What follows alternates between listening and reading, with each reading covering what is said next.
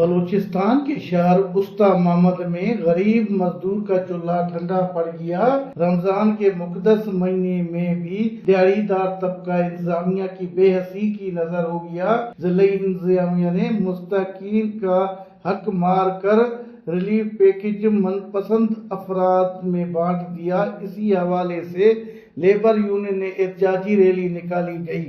ہیں D C جو ہے ملنے کے تو تیار تو نہیں ہے، لیکن راشن دینے کے بھی تیار نہیں ہے۔ یہ راشن پیکج جو ہے وزیر اعلیٰ سرفراز بگٹی کی توسط جو ہے ہمیں مہیا ہوا ہے اور پورے بلوچستان کے لیول سے تو آیا کہ مزدوروں کو نہیں مل رہا۔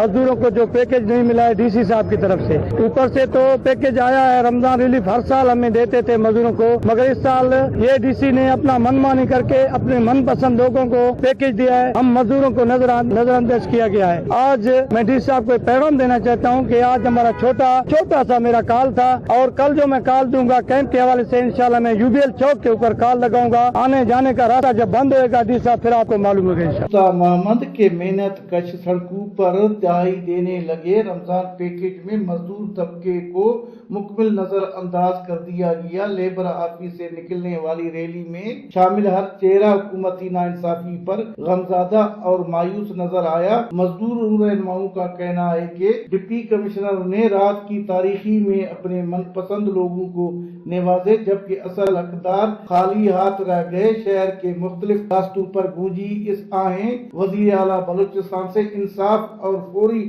نوٹس کا مطالبہ کیا ہے کہ ہمیں ہمارا حق دیا جائے۔ کیمرہ ٹیم کے ساتھ علی حسن بلوچ، وش نیوز، استا محمد۔